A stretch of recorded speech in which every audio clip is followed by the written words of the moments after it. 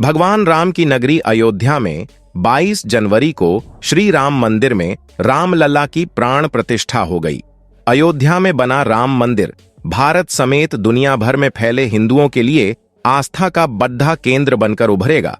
आज जो भव्य राम मंदिर आकार ले रहा है, उसके पीछे दशकों तक चली लंबी कानूनी लड़ाई है।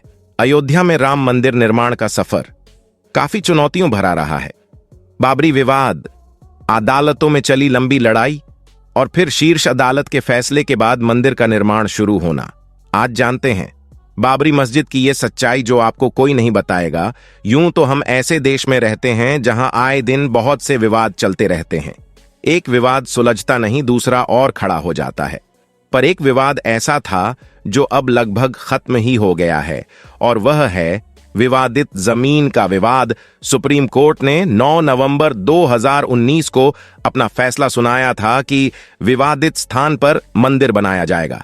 इस दौरान कोर्ट के सामने मंदिर और मस्जिद को लेकर नई से लेकर पुराने तक सारे राज बताए गए। उन्हीं राज में से एक सच ऐसा सामने आया था जो शायद पूरी दुनिया से छुपाया गया। इसके बारे में जिसको पता भी था वह गलत ही पता था। और आज की इस वीडियो में हम आपके सामने बाबरी मस्जिद का वह राज खोलने वाले हैं। तो वीडियो को लास्ट तक देखना और कमेंट करके बताना क्या आपको पहले से यह पता था। तो चलिए शुरू करते हैं। आपको बाबरी मस्जिद का सच तो बताएंगे, पर उससे पहले थोड़ा सा बाबर के बारे में जान लेते हैं कि यह था कौन जिसके नाम पर यह मस्जिद बनी थी। बाबर भारत के पहले मुगल सम्राट थे जिनका पूरा नाम जहीरुद्दीन मोहम्मद बाबर था। जहीरुद्दीन मोहम्मद बाबर 14 फरवरी 1483 को अंदीजान में पैदा हुए, जो फिलहाल उज्बेकिस्तान का हिस्सा है। मुगल साम्राज्य के सम्राट बाबर फरगना घाटी के शासक उमर शेख मिर्जा के सबसे बड़े बेटे थे। पिता की मौत के बाद महज 11 साल की उम्र में ही इन्हें राज्य की जिम्मेदारी सौंप दी गई और उन्हें कम उम्र में ही सिंहासन पर बैठा दिया गया। इसकी वजह से इन्हें अपने रिश्तेदारों के विरोध का सामना भी करना पड़ा था। छोटी सी उम्र में ही बहादुर योद्धा ने अपने क्षेत्र का विस्तार करने के लिए सैन्य अभियानों की शुरुआत कर दी थी। हालांकि अपने शुरुआती अभियानों के दौरान इस वीर योद्धा ने फरगना शहर में अपना नियंत्रण खो दिया था, लेकिन उसने इसे शुरुआती झटके को सत्ता की तलाश में नाकाम रहने दिया और सफदिक शासन इस्माइल प्रथम के साथ साझेदारी की और मध्य एशिया के कुछ हिस्सों पर जीत हासिल की। आखिरकार उन्होंने भारतीय उपमहाद्वीप पर अपनी नजर गड्ढई और इब्राहिम लोदी द्वारा शासित दिल्ली सल्तनत पर हमला कर दिया और इब्राहिम लोदी को पानीपत की पहली लड़ाई में हरा दिया। और इसी के साथ भारत में मुगल साम्राज्य की शुरुआत हुई। इसके बाद उन्हें जल्द ही मेवाड़ के राणा सांगा के विरोध का सामना करना पड़ा, जिन्होंने बाबर को विदेशी के रूप में माना और उन्हें चुनौती दी। लेकिन फिर बाबर ने खानवा की लड़ाई में राणा को हरा दिया। आक्रमणकारी हो या विजेता, लेकिन ऐसा लगता है बाबर के बारे में आमतौर पर लोगों को सही जानकारी ही नहीं है। मुगल सम्राटों में अकबर और ताजमहल बनवाने वाले शाहजहां के नाम सबसे ऊपर आते हैं। लोग सिर्फ उन्हीं के बारे में कुछ अच्छी जानकारी रखते हैं। बाबरी मस्जिद से शुरू होती हर बात बाबर द्वारा मंदिर तोड़ के मस्जिद बनाने की घटना पर खत्म होती है। ज्यादातर लोग इसे बाबर का कारनामा मानकर उसके खिलाफ हो जाते हैं, लेकिन बहुत कम लोगों को पता है कि मस्जिद बाबर ने बनाई ही नहीं थी। जी हां, आपने बिल्कुल सही सुना, बाबरी मस्जिद बाबर ने बनवाई ही नहीं थी। अब आप सोच रहे होंगे जब इसका नाम बाबरी मस्जिद है तो फिर अब यह माजरा क्या है। तो चलिए हम बताते हैं। बाबरी मस्जिद असल में बाबर की सेना के जनरल मीर बाकी ताशकंदी ने बनवाई थी। मीर बाकी ताशकंद का रहने वाला था। बाबर ने उसे अवध प्रांत का गवर्नर बनाकर भेजा था। बताया जाता है कि पानीपत की पहली लड़ाई में विजय के बाद बाबर की सेना ने जब आवध का रुख किया, तब बाबर आगरा में रुक गया था।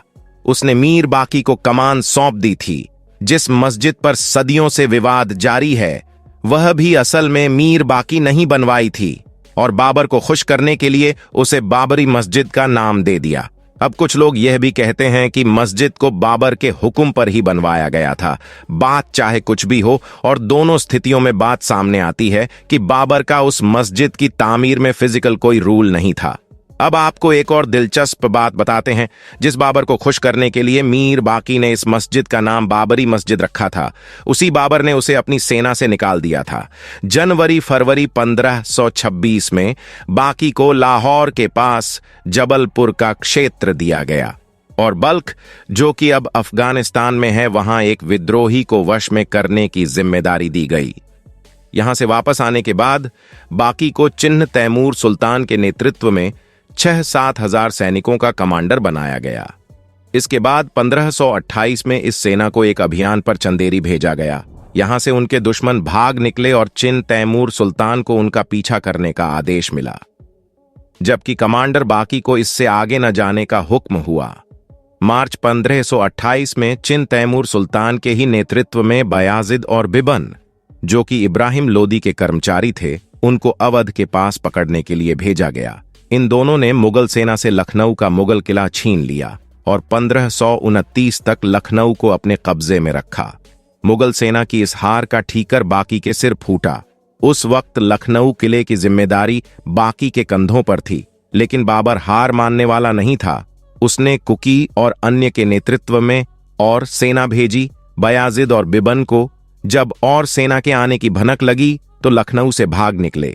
लखनऊ किले को कुछ समय के लिए खो देने और बाकी के उस पर कब्जा न रख पाने की वजह से बादशाह बाबर उससे बहुत नाराज था। इसके बाद 13 जून 1529 को बाबर ने बाकी को बुलावा भेजा। 20 जून 1529 को बादशाह ने बाकी को अपनी सेना से निकाल दिया। बाकी के साथ ही अवध में उसकी सेना को भी बाबर निकाल दिया, जिसका वह नेतृत्व करता था। यह तो हुई बाबर और बाकी की प्रचलित कहानी। इसके अलावा बाबर की जीवनी बाबरनामा भी एक अहम दस्तावेज है, जिसमें ऐसी किसी घटना को उल्लेख है ही नहीं जो साबित करें कि बाबर ने ही बाबरी मस्जिद को बनवाया था। एक और तर्क यह भी आता है कि तुलसीदास ने भी कभी ऐसी किसी घटना का जिक्र नहीं किया है, जो शायद इस देश में पैदा हुए सबसे बड़े राम भक्त थे, जबकि उन्होंने अपना तमाम जीवन राम को समर्पित करके रखा था। उन्होंने भी जो लिखा सिर्फ राम के नाम लिखा। उनके लेखन से भी बाबरी घटना नदारत होने के गहरे नियतार्थ है। इसके बाद 6 दिसंबर 1992 की तारीख इतिहास के पन्नों में दर्ज हो गई, जहां हजारों की संख्या में कारसेवकों ने अयोध्या पहुंचकर बाबरी मस्जिद को दहा दिया था और एक अस्थायी राम मंदिर बना दिया। इसके बाद से पूरे देश में चारों ओर सांप्रदायिक दंगे होने लगे। इसमें करीब 2000 लोगों ने अपनी जान गंवाई। अब सुप्रीम कोर्ट के फैसले के बाद विवादित जमीन पर राम मंदिर बनने का फैसला हुआ।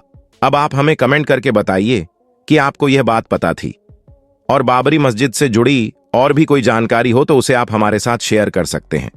अगर आज की वीडियो आपको पसंद आई हो तो इसे लाइक करने के साथ साथ अपने दोस्तों और रिश्तेदारों के साथ शेयर जरूर कर दें। अगर आप यह वीडियो YouTube पर देख रहे हैं तो चैनल को सब्सक्राइब करके बेल आइकन दबा दें। फिलहाल के लिए इतना ही अभी के लिए दीजिए। हमें इजाजत, आपसे मुलाकात होगी अगले वीडियो में। शुक्रिया।